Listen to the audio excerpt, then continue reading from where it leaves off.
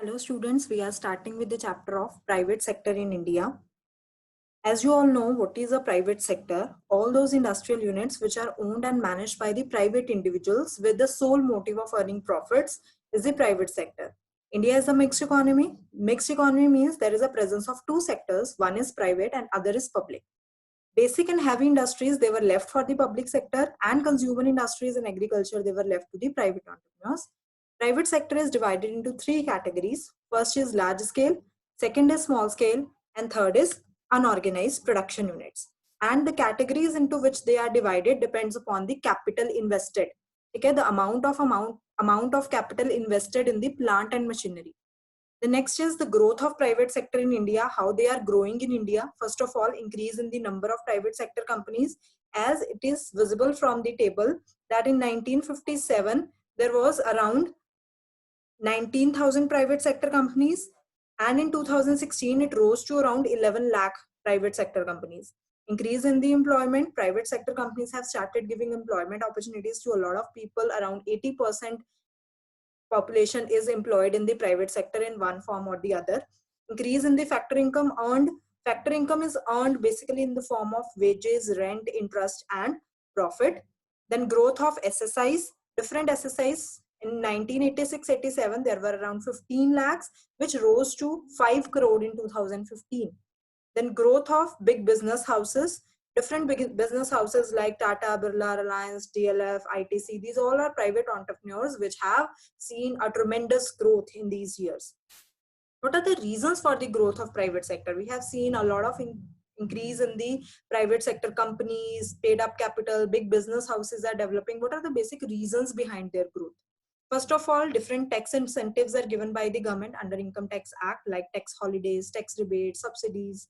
Different plan policies. Whenever the plan is prepared, 5-year plan, 3 years plan, government is giving special incentives to the private sector.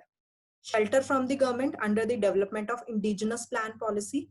Indigenous plan policy is a policy which is prepared for the domestic units. In order to develop the domestic units, in order to encourage import substitution, government has provided them with certain incentives. Modernization and growth of the industrial sector. Industrial sector have been modernized. Well-established financial institutions are there which are providing the private sector with different kind of the long-term, short-term, medium-term loans so that they can diversify their activities. Development of the capitalist agriculture. Capitalist agriculture has been developed by abolition of, there are different land reforms that has been undertaken, like abolition of zamindari system, green revolution, small holdings have been consolidated, which leads to the marketable surplus for the industrial sector, and that means raw materials available for the private sector. Protection against the foreign competition. Imports have been discouraged after independence. Protection have been provided against the foreigners by imposing heavy import duties on them, and exports have been encouraged by providing different incentives. Government help.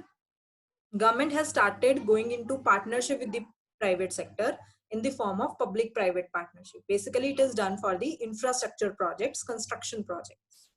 Availability of necessary infrastructure facilities by the public sector. Infrastructure facilities in the form of banking, transport, insurance, warehousing, they are made available by the public sector to the private sector. Then is Indianization of the foreign enterprise. Nationalization has been done. Equity participation has been moved to 100%. Different managerial positions are occupied by the Indians. These all leads to the Indianization of the foreign enterprise. Then what is the growth of the Indian corporate sector? That means Indian corporate sector includes both of public sector and private sector. First of all, increase in the number of companies. The number of companies in 82 were around 72,000, having a paid up capital of 18,000 crores. In 2014, there are around 10 lakh companies having 39 lakh crore paid up capital.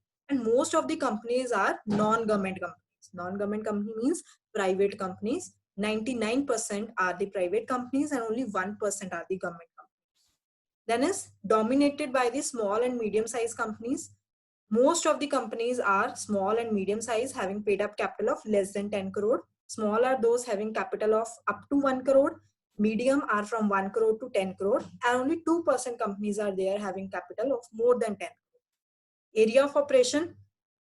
Their presence in almost every sector, be it manufacturing sector, real estate sector, trading, construction, service sector, everywhere there is a presence of the private sector.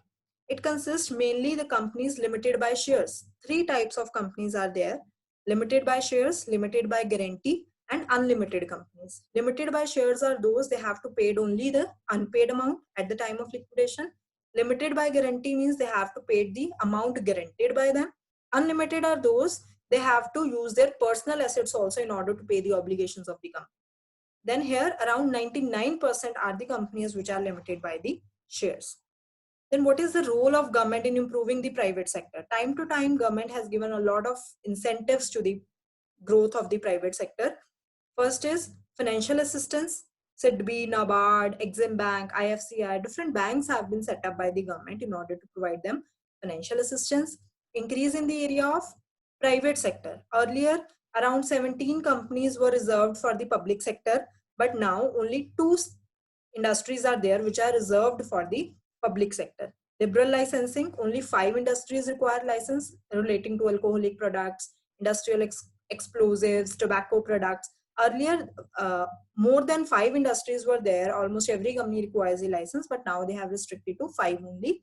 And the procedure of getting the license have also been simplified. Online facilities have been provided to get the license. Repeal of MRTP Act. Repeal means to revoke. Revocation of the MRTP Act means Monopolies, Restrictive and Trade Practices Act have been replaced by the Competition Act, which allows free competition. It was introduced in the year 2002. Liberal import of goods and technology. Earlier, private sector was not allowed to import the technology, but now government has given them liberal import of the modern technology in order to improve their operations. Liberal flow of the foreign goods. 100% equity participation has been allowed so that the necessity of the funds can be accomplished by them. Support to SSIs in the form of tax assistance, technical assistance, check subsidies, soft loans, reserved areas, protection from the foreign competition by imposing heavy import duties. Infrastructure facilities have also been provided by the government to the private sector. Then is importance in the economic development. They have started giving employment generation. As you can see, public sector is giving 44%, private is giving 51%, and joint sector is 4%. That means the private sector is giving a lot of employment generation opportunities. Industrial development, different kinds of heavy consumer goods industries are also developed by the private sector. Agriculture development, modern machinery which is required for the development of agriculture is supplied by the private sector. Small scale industries, they are also supplementing the private scale industries because private sectors, they outsource their goods. Assembling is done by the most of the big MNCs. Rest of the work is done by these SSIs. They also get some kind of a work from them. Profitability have also been increased. Because of increased profitability, the private sector is contributing around 3/4 of the national income, around 80% ही हो चुका है इसमें. Then major earner of the foreign exchange, different type of the foreign exchange is also earned by the private sector by exporting certain type of the goods. There are certain limitations of the private sector as well. No sector is free from the limitations. First, priority to the production of non-essential goods. The private sector is mainly profit-oriented sector. So they focus only on the luxury items from where they can earn more profit. And more profit leads to encouragement to the concentration of economic power. That means there is concentration of economic wealth in the few hands, leading to monopolies. Then is industrial disputes between haves and have-nots. Haves are the owners of the industries, have-nots are the workers. Haves wants to reduce the COP, but have-not, they want to rise their wages. So there is a dispute between them. Industrial sickness, private sector is also going into the losses just because of poor management by them, inferior technology is used by them, poor quality of goods are provided by them. It promotes black money. Private sector is evading a lot of taxation. They are not properly preparing their books of accounts. It promotes corruption. Donations, bribes have been given to the political parties in order to get their work done. It ignores social welfare because main motive is profit maximization. Increase in the regional imbalances because they want to set up their industries in the well-developed sites, not in the backward areas, where they will get established market, they can earn more profit. Then is, what are the problems faced by the private sector? Increase in the foreign competition. They are facing competition from the MNCs, heavy taxation by the government. Government is imposing a lot of taxation on the private sector. Government restrictions. There are certain restrictions by the government. Heavy dependence on the financial institutions for the credit requirements. Some areas are reserved for SSI. Private sector cannot go into that. And inadequate diversification as well because of the reservation system. Certain problems are also faced by the private sector. So you can give them suggestions as well, which will be opposed to these problems. Then is, what are the sources? These are the sources of the data from where the data has been generated and different references. Thank you so much. We are done with this chapter.